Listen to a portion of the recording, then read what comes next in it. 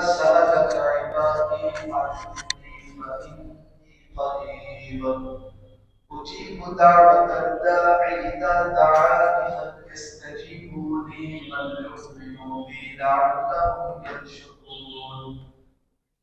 أحل لكم ليلة الصيام الرفث إلى نسائكم هن لباس لكم وأنتم لباس لهم علم الله أنكم كنتم تختارون أنفسكم فتاب عليكم وعفى عنكم فالآن باشروهن وابتغوا ما كتب الله لكم وكلوا واشربوا حتى يتبين لكم الخيط الأبيض من الخيط الأسود من الفجر ثم أتموا الصيام إلى الليل ولا تباشروهن وأنتم عاكفون في المساجد تلك حدود الله فلا تقربوها كذلك يبين الله آياته للناس لعلهم يتقون صدق الله العظيم.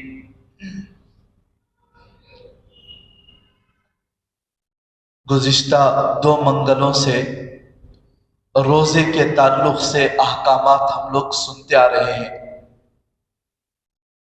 ابھی روزے کے تعلق سے کچھ احکامات اور بھی باقی ہیں، لیکن درمیان میں اللہ نے ایک آیت اتاری. اس آیت کو اتارنے کا مقصد کیا ہے؟ شان نزول کیا ہے؟ کیوں اتری؟ رمضان کے اندر جو برکتیں، جو مغفرت کے وعدے اللہ رب العالمین کی طرف سے ہیں، اللہ رمضان کے اندر ہر دن اور رات میں ایک دعا روزے دار کی ضرور قبول کرتا ہے. تو ان سب چیزوں کو دیکھ کر بندے یہ نہ سمجھ لیں کہ اللہ صرف رمضان کے اندر متوجہ ہوتا ہے، رمضان کے علاوہ دوسرے مہینوں میں اللہ بندوں کی دعاؤں کو، عبادتوں کو ایسا قبول نہیں کرتا. یہ کسی کے دل میں بات پیدا نہ ہو، اس کے لیے اللہ نے یہ آیت اتاری. اور ایک شان نزول بھی ہے کہ ایک دیہات کے رہنے والے صحابی، انہوں نے آ کر پوچھا کہ اللہ کے رسول یہ بتائیے کہ اللہ ہم سے کتنا دور ہے؟ اگر زیادہ دور ہے تو ہم اس کو پکارنے کے لیے زور سے پکاریں یا آہستہ پکاریں؟ تو تب اللہ نے یہ آیت اتاری، وَإِذَا سَأَلَكَ عِبَادِي عَنِّي فَإِنِّي قَرِيبٌ. اس آیت میں اللہ فرماتا ہے کیا ہے میرے محبوب، جب میرے بندے آپ سے میرے بارے میں پوچھیں تو آپ بتا دیں کہ میں قریب ہوں. اللہ قریب ہے. کیسے قریب ہے؟ اللہ کی قدرت اور علم کے اعتبار سے اللہ ہر بندے کے قریب ہے. اللہ کے لیے کوئی جسم نہیں ہے. ہمارا یہ عقیدہ ہے اللہ کا کوئی جیسا ہمارا جسم ہے ایسا اللہ کے لیے جسم نہیں ہے. اللہ کے لیے آنکھیں نہیں ہیں، اللہ کے لیے کان نہیں ہے، ہاتھ نہیں ہے. لیکن ہمارا ایمان ہے، عقیدہ ہے اللہ دیکھتا ہے. کیسے دیکھتا ہے وہ اللہ ہی کو پتا ہے. قیامت کے دن پتا چلے گا جب ہم اللہ کو دیکھیں گے اللہ کیسے دیکھتا ہے، کیسے سنتا ہے. اللہ تو کہتا ہے پوری دنیا کی مخلوق، انسان، جنات، جس کی جو زبان ہے ایک ساتھ میرے سامنے کھڑے ہو کر مجھ سے پوچھے، ہر ایک کی زبان ایک ہی وقت میں سنتا ہوں. کیسے سنتے ہیں وہ اللہ کو پتا ہے. تو اللہ فرماتے ہیں کہ اے میرے محبوب، اگر کوئی میرے بارے میں آپ سے یہ پوچھے کہ اللہ کہاں ہے، کتنا دور ہے، تو آپ کہہ دو کہ میں قریب ہوں. کتنا قریب؟ نحن اقرب الیہ من حبل الورید. یہ جو شہر رگ ہے اس سے بھی زیادہ میں قریب ہوں. وہ کیسا ہے وہ تو اللہ ہی بہتر جانتا ہے. اور پھر اللہ آگے فرماتا ہے اجیب دعوت الداعی اذا دعان. دعا کرنے والے کی دعا کو میں قبول کرتا ہوں، یہ اللہ کا وعدہ ہے۔ دعا ایک ایسی عبادت ہے جو رد نہیں ہوتی۔ حضرت ابو سعید خدری رضی اللہ عنہ فرماتے ہیں کہ جب بندہ گناہ کی دعا نہیں کرتا، خطا رحمی کی دعا نہیں کرتا، ان کو چھوڑ کر کوئی بھی دعا کرتا ہے تو اللہ 3 چیزوں میں سے ایک چیز اسے ضرور دے دیتے ہیں۔ یا تو جو مانگتا ہے وہ دے دیتے ہیں، یا نہیں تو اس دعا کو اٹھا کر حفاظت سے رکھ لیتے ہیں۔ قیامت کے دن اللہ یاد دلائیں گے بندے کو، تو نے دنیا میں اس وقت میں یہ دعا مانگی تھی، وہ میں نے پوری نہیں کی تھی، اس کا یہ ثواب ہے۔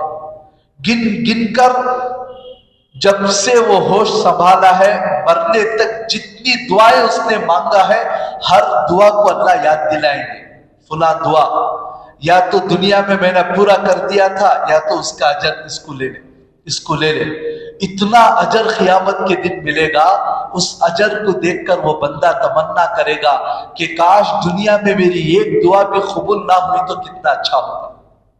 اور تیسری چیز، جب بندہ دعا کرتا ہے تو اللہ اس دعا کے بدلے میں کوئی مصیبت یا بلا جو اس کے اوپر نازل ہونے والی ہے اس کو اللہ ہٹا دیتے ہیں، لیکن دعا رد نہیں ہوتی۔ جب یہ بات اللہ کے نبی نے فرمائی تو صحابہ خوش ہو گئے، خوش ہو کر کہنے لگے اللہ کے رسول جب تو ہم اللہ سے خوب مانگیں گے، تو اللہ کے نبی نے کہا کہ جب تو اللہ بھی خوب دے گا، وہ تو دینے والا ہے۔ دعا ایک ایسی عبادت ہے اور ایسی فضیلت ہے دعا کی، آئی ہوئی مصیبت بھی اور آنے والی مصیبت بھی دعا کے ذریعے ہٹ جاتی ہے۔ دعا، صدقہ، ماں باپ کی دعا، یہ 3 چیزیں ایسی ہیں کہ اللہ نے جو تقدیر لکھی ہے تقدیر کو بھی بدل دیتی ہے۔ مثال کے طور پر اللہ نے لکھا ہے کہ آج میرا ایکسیڈنٹ ہو جائے گا، میرا پیر ٹوٹ جائے گا، لیکن میں نکلنے سے پہلے تھوڑی دیر پہلے دعا کر کے گیا تو اللہ دعا کی برکت سے لکھی ہوئی تقدیر کو ہٹا دیتے ہیں۔ اللہ کی تقدیر کو بدل دینے کی تاثیر ہے دعا کے اندر۔ لیکن چند شرائط ہے۔ قاضی ثناء اللہ صاحب پانی پتی رحمت اللہ علیہ وہ لکھتے ہیں کہ دعا کرنے میں چند باتوں کا خیال کریں۔ ایک یہ ہے کہ گناہ کی دعا اللہ سے نہ کریں، یا اللہ میں چوری کرنے جا رہا ہوں، میرے کام کو آسان فرما، ایسی دعا نہیں کریں۔ اور اسی طرح خطا رحمی کی دعا نہ کریں، یا اللہ میرا فلاں رشتہ دار ہے، میں اس سے بات نہیں کرنا چاہتا، اس کو مجھ سے دور کر دے یا اس کو کوئی مصیبت میں ڈال دے، رشتے ناطے کو توڑ دے۔ خطا رحمی اللہ کو پسند نہیں ہے، رشتے ناتوں کو توڑنا پسند نہیں ہے۔ یہاں تک کہ حدیث پاک میں آتا ہے ایک بڑا مجمع دعا مانگنے کے لیے بیٹھا ہے، کوئی ایک آدمی اس کے اندر ایسا ہے جو رشتے ناطے کو توڑنے والا ہے تو اس کی نحوست سے کسی کی دعا قبول نہیں ہوتی۔ اب اس کی دعا خود کہاں سے قبول ہوگی؟ اس کی نحوست سے دوسروں کی دعا تک رکھ جاتی۔ تو ایک تو گناہ کی دعا اللہ سے نہ کرے، اور دوسرا جلدی نہ کرے۔ جو دعا کرے ابھی دعا کیا بھی نہیں کہ انتظار کرتے ہوئے نہ بیٹھے کہ اب وہ ہو جائے گا۔ اللہ کے یہاں دیر ہے، اندھیر نہیں۔ اللہ دے گا، مصلحت ہے، اللہ دیکھ کر دے گا، لیکن رد تو نہیں کرتا۔ دعا کرنے کے بعد امید باندھے، جلدی نہ بچائے۔ اسی طرح مایوس نہ ہو جائے، میں اتنے دن سے دعا کر رہا ہوں، دعا کی قبولیت کے کچھ بھی آثار دکھائی نہیں دے رہے، اس طرح مایوس نہیں ہونا چاہیے۔ ابھی چند احباب بول رہے تھے فلسطین کے لیے ساری دنیا میں دعائیں ہو رہی ہیں، حرم میں دعائیں ہو رہی، لیکن کچھ بھی اثر دکھائی نہیں دے رہا۔ جا کر تحقیق کر کے دیکھ لو، بہت اثر چکا ہے۔ اسرائیل جو اتنا بڑا دعویٰ کر رہا تھا، خدائی کا دعویٰ کر رہا تھا اس زمانے میں، کبھی بھی کسی کے سامنے اس نے گھٹنے نہیں ٹیکے تھے، لیکن ان کے سامنے گھٹنے ٹیکنے پر مجبور ہو گیا۔ دعا کے اندر تاثیر ہے، جلدی نہیں، لیکن قبول تو ضرور ہوگی۔ اگر قبول نہ بھی ہو تو 3 چیزوں میں سے ایک چیز ضرور ملنے والی ہے۔ اس لیے مایوس نہیں ہونا، چلو بھئی دعا ختم کر دو، قبول نہیں ہو رہی ہے، نہیں، قبول ہوگی۔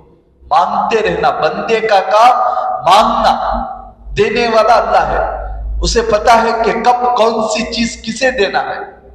छोटा बच्चा आकर हमारे घर में चाकू पूछे तो नहीं देते, चाकू के बजाय बिस्किट देते हैं, मिठाई देते हैं। अब वो बच्चा रोता है कि मेरी चाहत की चीज मेरा बाप पूरा नहीं कर रहा है, लेकिन बाप को पता है कि इसकी चाहत की चीज अगर देंगे तो वो अपने जिस्म को जख्मी कर लेगा। चाकू मांग रहा है तो चॉकलेट देता है, क्यों? बाप को पता है चाकू में नुकसान है, चॉकलेट में थोड़ा फायदा है। ऐसे ही अल्लाह को पता है बंदा जो मांगता है क्या उसके लिए मुनासिब है या नहीं। मुनासिब है तो दे देता है, वरना दूसरा देता है जो हमारे लायक है। 70 माओं से ज्यादा मोहब्बत करने वाला हमारा खुदा, इसलिए मायूस ना हो। इसी तरह नामुमकिन चीज का सवाल भी अल्लाह से नहीं करे। मसलन यूं करे कि अल्लाह मुझे नबी बना दे, ये नामुमकिन है, नबूवत का दरवाजा बंद हो गया। अल्लाह मुझे सहाबी बना दे, नामुमकिन है। सहाबी के लिए नबी को देखना शर्त है, ईमान की हालत में, ईमान की हालत में वफात होना शर्त है, वही सहाबी बन सकता है। अब कोई सहाबी नहीं है, अब दुआ कर रहा है कि अल्लाह मुझे सहाबी बना दे, ये दुआ ही गलत है इसकी। बाकी जो मुमकिन है ऐसी चीजों की दुआ करें। अचानक बैठकर कहा कि मुझे दुनिया का जो बादशाह है उसकी बेटी से मेरी शादी करा दे, नामुमकिन चीज है, बेकार की दुआ है। तो दुआ करने से पहले आदमी सोचे कि ये मेरे लायक है, लायक है तो मांगे। हाँ, अल्लाह के लिए कर सकता है, लेकिन आदाब ऐसे नहीं, मांगने के आदाब नहीं, तरीके रहते हैं मांगने के। इसी तरह जो आदमी दुआ करने वाला हो वो हराम ग़िज़ा से बचे। कई हदीसों में अल्लाह के नबी ने फरमाया हराम खान लुक़मा जब उतरता है 40 दिन अल्लाह उसकी दुआ कबूल नहीं करता, कोई इबादत कबूल नहीं करता। अल्लाह के नबी फरमाते बहुत सारे बंदे परागंदा बाल और परागंदा लिबास अल्लाह के सामने हाथ उठाकर चीखते हैं, अल्लाह मेरे हालत पर रहम फरमा, जबकि उनका खाना पीना हराम है, तो अल्लाह कहां से उनकी दुआ कबूल करेगा।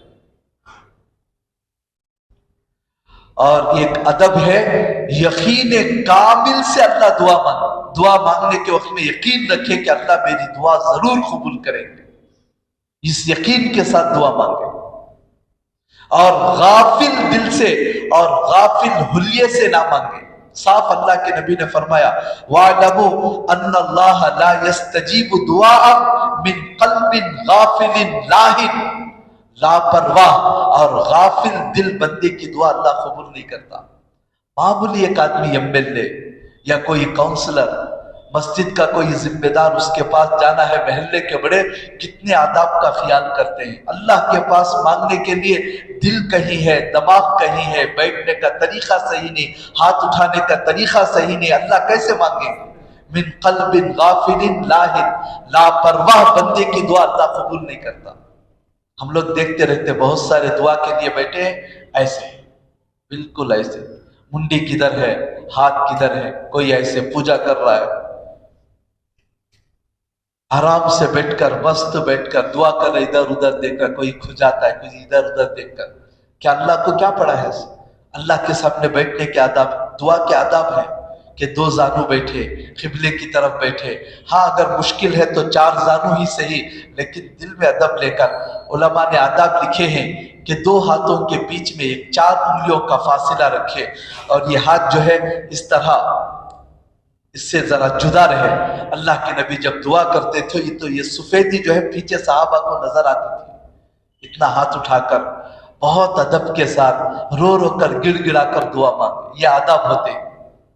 हाथ में हाथ डालना और पूजे की तरह करना, और गाफिल इस तरह करना, इस तरह करना, उंगलियां तोड़ना और मस्ती के साथ बैठना, अल्लाह फरमाते अल्लाह उसकी दुआ की तरफ तवज्जो ही नहीं देते। आदाब के साथ दुआ, अल्लाह का वादा है उजीबु दावत दाई इज़ा दाअत, दुआ करने वाला जब मांगता है तो मैं उसकी दुआ जरूर कबूल करता हूं। फल्यस्तजीबू ली वल्युमिनु बी, आगे फरमाते हैं अल्लाह ने 2 शर्त रखे बस दुआ के लिए। क्या? मेरे तमाम अहकाम को कबूल करे اور میری ذات و صفات پر ایمان لائے، ایسے بندے کی دعا میں ہرگز نہیں رد کرتا۔ پورے احکام پر اللہ نے جتنی شریعت دی ہے سب کو مانے، یہ نہیں کہ جو مجھے پسند ہے اس کو پکڑ لیا، مجھے قرآن پڑھنا پسند ہے بس قرآن کو پکڑ لیا، باقی پورے دین کو چھوڑ دیا، مجھے کوئی کام کرنا پسند ہے اسے پکڑ لیا، باقی سب دین کو چھوڑ دیا۔ اللہ فرماتا ہے میں تیری دعا قبول نہیں کرتا، میرے پورے دین کو مان اور میری پورے ذات و صفات پر ایمان لا۔ اگر تو ایسا کرے گا تو کیا کروں گا؟ لعلہم یرشدون، تاکہ نیک راستے پر، ہدایت کے راستے پر میں ڈال دوں۔ بس دو شرطوں کو رکھا ہے۔ تو یہ بیچ میں اللہ نے آیت اتار دی، کیوں اتاری؟ فرماتے ہیں کہ رمضان کے جو فضیلتیں دیکھ کر بندے یہ نہ سمجھے کہ اللہ صرف رمضان ہی میں قبول کرتا ہے، بلکہ ہر وقت اللہ ہمارے بالکل قریب رہتا ہے۔ یہ بتانے کے بعد آگے جو ہے روزے کے تعلق سے کچھ اہم باتیں بتائی ہیں، بہت اہم مسائل ہیں۔ احل لکم لیلۃ الصیام الرفث الی نسائکم، پہلے روزہ کیسا تھا؟ افطار کر لینے کے بعد رات میں آدمی جب تک نیند نہیں آ جاتی کھاتا رہے پیتا رہے، بیوی سے ملنا ہے تو ملتا رہے، اجازت ہے، لیکن جب نیند آ گئی سو گیا تو پھر اس کا روزہ شروع ہو گیا، سوتی ہی روزہ شروع ہو جاتا تھا، اور کب تک؟ دوسرے دن غروب تک، بہت لمبا روزہ رہتا تھا۔ رات میں جب تک چاہے رات کے 2-3 بجے تک کھاؤ پیو خوب مزے اڑاؤ، سب اجازت تھی، لیکن سو گیا تو روزہ شروع۔ اگر کوئی عشاء کے فوراً بعد جا کر سو گیا تو روزہ شروع، اب سے لے کر بھی دوسرے دن غروب تک بڑا لمبا روزہ رہتا تھا۔ لیکن صحابہ کے کچھ ایسے واقعات آئے کہ اللہ نے اس حکم کو بدل دیا۔ ایک صحابی ہیں، ان کا نام ہے قیس بن سرما انصاری رضی اللہ عنہ۔ وہ صحابی مزدوری کرنے والے، رمضان کے اندر محنت مزدوری کرنے والے کی کیا حالت ہوتی ہے، دن بھر شام تک محنت مزدوری کر کے تھک گئے، پیاس کو بھوک کو، گھر میں آئے، افطار کے انتظار میں تھے، افطار کے وقت میں گھر میں آئے، بہت بری حالت تھی، بیوی سے پوچھا کہ کھانے کے لیے کچھ ہے؟ تو بیوی نے کہا کہ کچھ بھی گھر میں انتظام نہیں ہے، لیکن شوہر کی حالت کو دیکھ کر بیوی نے کہا کہ آپ تھوڑی دیر بیٹھے، میں کچھ نہ کچھ انتظام کرتی ہوں۔ وہ انتظام کرنے کے لیے گئی، اب یہ بیٹھے تھے، تھک گئے، نیند لگ گئی۔ اب جیسے ہی نیند لگی تو کیا ہوا؟ ان کا روزہ شروع ہو گیا۔ اب بیوی انتظام کر کے لائی تو دیکھا کہ وہ صحابی سو گئے، اب ان کا روزہ شروع ہو گیا۔ اب دوسرے دن روزے میں اسی حالت میں، بھوک پیاس میں، یہاں تک کہ آئی دوپہر کے وقت میں بے ہوش ہو گئے۔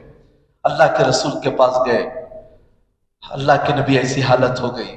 ایک واقعہ یہ پیش آیا، اور ایک واقعہ حضرت عمر رضی اللہ عنہ کا۔ حضرت عمر بہت دیر تک رات میں اللہ کے نبی کے پاس بیٹھے تھے، بات چیت کر کے رات میں دیر سے آئے۔ اب آئے تو دیکھا کہ بیوی سو گئی تھی۔ اب حضرت عمر آتی ہے، وہ اٹھ گئی، تو اس کا کیا مطلب؟ بیوی کا روزہ شروع ہو گیا۔ حضرت عمر تو ابھی نہیں سوئے تھے، لیکن بیوی سو گئی تھی، سو کر اٹھتی ہے، ان کا روزہ شروع ہو گیا۔ اب حضرت عمر آئے اور آ کر ہم بستری کرنے کی خواہش کی۔ بیوی نے منع کیا کہ میرا روزہ شروع ہو گیا ہے، تو حضرت عمر سمجھے کہ یہ بہانے بنا رہی ہے، زبردستی ہم بستری کر دیں، لیکن پھر شرمندہ ہوئے، ارے بیوی کہہ رہی ہے روزے کی حالت میں ہم بستری کرنا حرام ہے، روزہ ٹوٹ جاتا ہے۔ اب بیوی کا روزہ تو شروع ہو گیا تھا، میں بیوی کے ساتھ ہم بستری کر دیا۔ اللہ کے نبی کے پاس آئے اور آ کر کہا کہ اللہ کے رسول میں نے ایسے کر دیا۔ اللہ کے نبی نے کہا کہ عمر، تم سے تو میری یہ امید نہیں تھی کہ تم ایسا کام کرو گے۔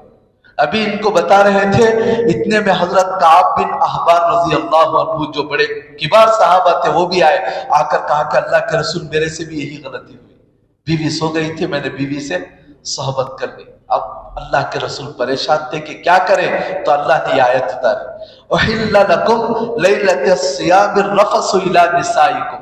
اللہ نے حکم بدل دیا کہ دیکھو حلال کیا گیا ہے تمہارے لیے روزوں کی راتوں میں بیویوں کے ساتھ مشغول ہونا۔ اب رمضان میں رات میں بیوی کے ساتھ ملنا چاہے تو مل سکتے، اجازت ہے، خود امی جان حضرت عائشہ رضی اللہ عنہا نے فرمایا میں اور اللہ کے نبی ایک رات میں رمضان کی رات میں ملے. دیکھو صحابیہ کھل کر امت کے پاس یہ مسائل بیان کر دیے کہ میں اور اللہ کے نبی ملاقات کیے. ملاقات کر کے اللہ کے نبی ابھی غسل بھی نہیں فرمائے تھے. سحری کا وقت بالکل قریب تھا تو اللہ کے نبی سحری کھائے تو پھر صبح صادق ہو گئی ناپاکی کی حالت میں. تو صبح صادق ہونے کے بعد پھر غسل کر کے نماز کے لیے آئے. یہ مسئلہ تو بہت سارے لوگ پوچھتے رہتے ہیں کہ بھائی غسل کی حاجت ہے, سحری کا وقت ہو گیا ہے, کیا سحری کھائیں یا نہیں؟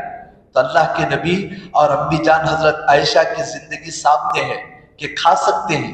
غسل کی حالت ہے تو کھا سکتے ہیں, کھا لیں, سحری کر لیں اور پھر سحری ہونے کے بعد غسل کر کے جلد سے جلد نماز پڑھ لیں. اسی حالت میں نماز کو ضائع نہ کریں. بہت سارے لوگ جو ہے روزہ چھوڑ دیتے ہیں کہ بھئی ناپاکی کی حالت ہے, ناپاکی کی حالت میں سحری نہیں کر سکتے, یہ سمجھ کر روزہ ہی چھوڑ دیتے ہیں. تو اللہ نے اس آیت کے اندر یہ سب مسئلے حل کر دیے کہ رمضان میں راتوں میں اگر بیویوں سے ملنا چاہے تو مل سکتے ہیں, کھانا پینا چاہے تو کھا پی سکتے ہیں, سو کر اٹھ کر کھائیں تب بھی کر سکتے ہیں, صبح صادق تک کر سکتے ہیں. ایک بات تو یہ بتائی. پھر آگے فرمایا ہن لباس لکم وانتم لباس لہن, تمہاری بیویاں تمہارے لیے لباس ہیں. شوہروں کے لیے بیوی لباس اور بیوی کے لیے شوہر لباس ہے. کیا مطلب ہے اس کا؟ علماء نے 3 مطلب بیان کیے. سب سے پہلا مطلب یہ ہے کہ جیسے ہمارا لباس ہمارے جسم کے ساتھ لگ کر رہتا ہے, چمٹ کر رہتا ہے, ایسے رمضان کی راتوں میں چاہے تو تم اپنی بیوی کے ساتھ چمٹ کر سو جاؤ. ایک مطلب. دوسرا مطلب ہے جیسے لباس جسم کے عیبوں کو چھپا دیتا ہے, یہاں سے لے کر یہاں تک پیچ پڑ کر ہے, لیکن کپڑے پہن لیے تو دکھائی نہیں دیتا. بائی پاس سرجری جن کا آپریشن ہوتا ہے کتنا لمبا کاٹ دیا جاتا ہے, لیکن اگر جھپا اوپر ہو, شرٹ اوپر ہو تو دکھائی دیتا ہے, چھپ جاتا ہے سب عیب. اگر کچھ سفید دھبے ہوں, کالے دھبے ہوں, کوئی بیماری ہو, لیکن لباس پہننے کی وجہ سے سب عیب چھپ جاتے ہیں. تو اللہ نے فرمایا کہ دیکھو شوہر بیوی کا لباس ہے, بیوی شوہر کا لباس ہے. مطلب یہ ہے کہ شوہر بیوی کے عیبوں کو چھپائے اور بیوی شوہر کے عیبوں کو چھپائے, بولتے ہوئے نہ پھرے. اور تیسرا مطلب یہ ہے کہ جیسے لباس گرمی اور سردی سے ہم کو بچاتا ہے, گرمی سے بھی بچاتا ہے اور سردی سے بھی بچاتا ہے, ایسے ہی شوہر بیوی ایک دوسرے کی تکلیفوں میں, مصیبتوں میں, جیسے گرمی میں لباس ساتھ دیتا ہے, سردی میں لباس ساتھ دیتا ہے, ایسے شوہر بیوی بھی آپس میں ایک دوسرے کی مصیبتوں میں ساتھ دے, حل کرے بس.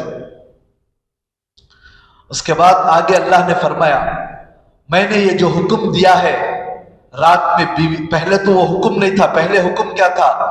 سونے کے بعد روزہ شروع ہو جاتا تھا, لیکن میں نے یہ حکم بدلایا. کیوں بدلایا؟ اس کی وجہ اللہ بتاتا ہے علم اللہ انکم کنتم تختانون انفسکم, اللہ نے جان لیا کہ بلا شبہ تم اپنے نفسوں کی خیانت کرتے تھے. کھانے کا بڑا مسئلہ تھا, بیوی سے ملنے کا بڑا مسئلہ تھا, تو اللہ نے اس حکم کو بدل دیا. فتاب علیکم وعفا عنکم, اس نے تمہاری توبہ قبول فرمائی اور تم کو معاف بھی کر دیا. حضرت عمر جو پریشان ہو کر آئے تھے, اللہ کے نبی میں نے بہت بڑی غلطی کر دی, تو اللہ نے اتارا فتاب علیکم, اللہ نے تمہاری توبہ بھی قبول کر لیا, وعفا عنکم, اور تم کو معاف بھی کر دیا, اور اللہ نے قیامت تک آنے والے لوگوں کے لیے حکم بھی بدل دیا. اب تمہارے لیے یہ تکلیف نہیں ہے. پھر اللہ نے ایک اور بات بتائی, فَالْآنَ بَاشِرُوهُنَّ وَابْتَغُوا مَا كَتَبَ اللَّهُ لَكُمْ, سو اب تم اپنی بیوی سے مباشرت کرو, ہم بستری کرو. وَابْتَغُوا مَا كَتَبَ اللَّهُ لَكُمْ, اور تلاش کرو جو اللہ نے تمہارے لیے لکھ رکھا ہے. بیوی کے پاس ہم بستری کرنے سے کیا ملتا ہے بتاؤ؟ کیا تلاش کرتے ہیں؟ کیا ملتا ہے؟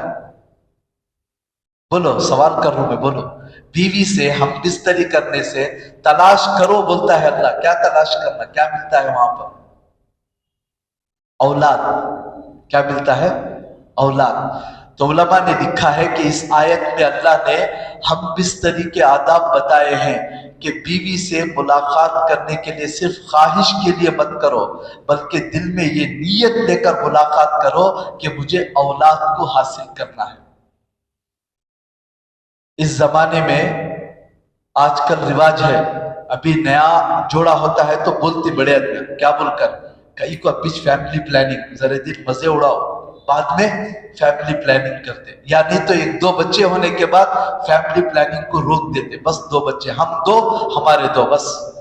تو اللہ نے اس آیت میں صاف بتا دیا کہ بیوی کو، نکاح کو اللہ نے اس لیے رکھا ہے کہ تم بیوی کے پاس جا کر اولاد کو تلاش کرو، اور صاف طور پر اللہ کے نبی نے بتایا کہ تم زیادہ بچے جننے والی عورت سے شادی کرو۔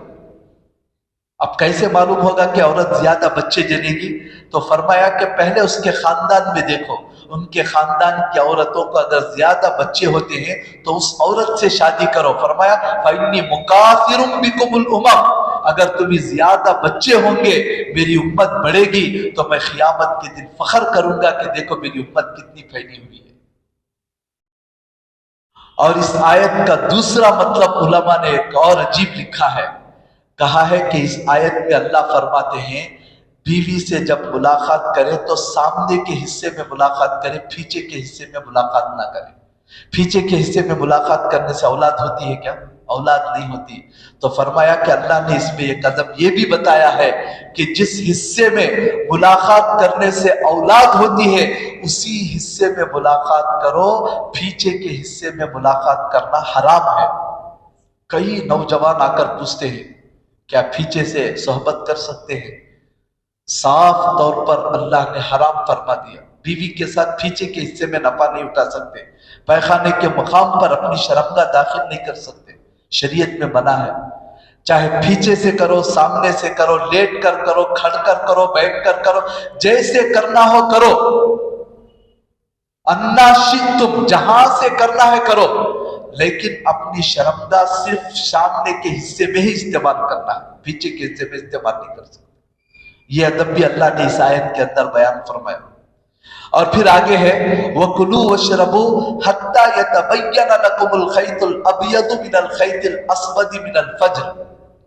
الخیط الابیض کہتے ہیں عربی میں سفید دھاگا، الخیط الاسود کہتے ہیں کالا دھاگا۔ اللہ نے سمجھانے کے لیے کیا کہا؟ کھاؤ پیو یہاں تک کہ سفید اور کالا دھاگا صاف صاف معلوم ہو جائے، یعنی اس وقت تک کھاؤ کہ سفید اور کالا دھاگا اگر پکڑے تو معلوم ہو جائے روشنی میں کہ سفید کیا ہے، کالا دھاگا کیا ہے۔ ابھی اتنی آیت اتری تھی، اس میں سے آخر کا جو حصہ ہے من الفجر، یہ ابھی نازل نہیں ہوئی تھی۔ صحابہ کیا کیے، پاؤں میں، ایک پاؤں میں کالا دھاگا، ایک پاؤں میں اجلا دھاگا بندھے کر کھانے کے لیے بیٹھے سحری میں۔ کب تک؟ وہاں دیکھتے تھے، کھاتے تھے۔ کوسا دھاگا، پہلے کے زمانے میں ایسے لائٹاں نہیں تھے، روشنی معمولی سی چراغ کی تھی، یا نہیں تو سورج کی روشنی آتی تھی گھروں میں۔ جب تک سورج کی روشنی آ کر سفید دھاگا کوسا، کالا دھاگا کوسا معلوم نہیں ہوتا تھا، خوب کھاتے تھے، یہاں تک کہ سورج نکل جاتا تھا اس وقت بھی کھاتے تھے۔ یہ حضرت ایک صحابی ہیں حضرت عدی بن حاتم، انہوں کیا کرے، 2 تاگے لے جا کر اپنے دھکے کے نیچے رکھ لیے، ایک اجلا ایک کالا، اسے دیکھتے تھے، کھاتے تھے، یہاں تک کہ اچھی روشنی ہوگی۔ جا کر اللہ کے رسول کو بتائے کہ اللہ کے رسول، میں تو جب تک یہ نظر آ رہا ہے میں خوب کھا رہا ہوں۔ تو اللہ کے نبی نے کہا کہ بھائی تمہارا تکیا تو بڑا چوڑا ہے، اس کا مطلب یہ نہیں ہے۔ سفید اور کالا دھاگے کا مطلب ہے، آج کل تو نظر نہیں آتا، اگر خریوں میں گئے تو معلوم ہوتا کہ صبح صادق جب سورج نکلتی ہے تو اس سے پہلے ایک صبح کاذب آتی ہے، جھوٹی صبح، اس میں جو ہے روشنی نکلتی ہے، سیدھا مینار کی طرح آتی ہے، وہاں سے جہاں سورج نکلتا ہے وہاں سے ایک روشنی نکلتی ہے سیدھا مینار کی طرح، اسے کہتے ہیں صبح کاذب۔ تھوڑی دیر کے لیے روشنی آتی پھر غائب ہو جاتی۔ جب یہ روشنی آتی تھی تو اس وقت میں ایک صحابی اذان دیتے تھے کہ تہجد کا وقت ہو گیا ہے۔ پھر یہ صبح ختم ہو کر پھر اجلی پورے آسمان پر مشرق کے طرف سے ایک دم سفیدی نکلتی تھی۔ جب وہ نکلتی تو اس وقت حضرت بلال اذان دیتے تھے کہ یہ فجر کی اذان ہے، وہ تہجد کی اذان، یہ فجر کی اذان۔ اسی کو اب بھی اہل حدیث حضرات باقی رکھے ہیں. تہجد کی بھی اذان ان کے یہاں ہوتی ہے. امام شافعی کے یہاں بھی یہ تہجد کی اذان ہوتی ہے. ہمارے پاس تو نہیں ہوتی. تو اللہ کے نبی نے ان کو سمجھایا اجلا دھاگا سفید دھاگا بولے تو یہ دھاگے نہیں، وہ جو آسمان میں اجلا پن آتا ہے صبح صادق کے وقت میں، وہ ایک دھاگے کی طرح لمبا جو اجلا آ جاتا ہے. جب وہ صبح صادق آتا ہے تو آپ جا کر دیکھو ایک دم ایک طرف کالا رہتا ہے، ایک دم ایک طرف اجلا رہتا ہے. تو اللہ اسے فرما رہے ہیں کہ اس وقت تک سحری کرو کہ کالا دھاگا اور سفید دھاگا نظر آنا شروع ہو جائے. آج کل تو ماشاءاللہ واچ ہے، ٹائمنگ ہے، اب تو سیکنڈوں کے حساب سے سب آ گیا، اب تو کوئی مشکل مسئلہ نہیں ہے. تو اس آیت کے اندر بتایا کہ پھر اللہ نے یہ ٹکڑا نازل فرمایا من الفجر. اس کا مطلب یہ ہے کہ صبح صادق ہونے کے وقت تک، اس سے پہلے کھا سکتے، اس کے بعد نہیں کھا سکتے. اور پھر اللہ نے ایک حکم یہ بتایا ثم اتموا الصیام الی اللیل. اور جب صبح صادق ہو گئی تو بس کھانا پینا بند کر دو. کب تک؟ الی اللیل، رات تک. اور جیسے ہی رات شروع ہوئی فوراً اب افطار کر دو. اللہ کے نبی نے فرمایا افطار کا وقت ہوتی ہے فوراً افطار کرو، اور سحری کے وقت میں تاخیر کرو، آخری وقت میں سحری کرو. اور ایک حدیث میں فرمایا جب تک میری امت اس بات پر قائم رہے گی تو وہ خیر پر رہے گی. سحری آخری وقت میں، افطار اول وقت میں. جب تک میری امت کرتی رہے گی وہ کس پر رہے گی؟ خیر پر رہے گی. جب اس سے ہٹے گی تو پھر میری امت کی خیر باقی نہیں رہے گا. تو ہم لوگ بھی سحری کرنا ہے تو کب کرنا؟ بعض لوگ رات میں کھا لے سو جاتے 11-12 بجے، بعد میں اٹھنا سو کہیں. بعض لوگ ایک دم جلدی 3 بجے کھا لیتے، 5 بجے تک ٹائم رہتا 3 بجے کھا لیتے.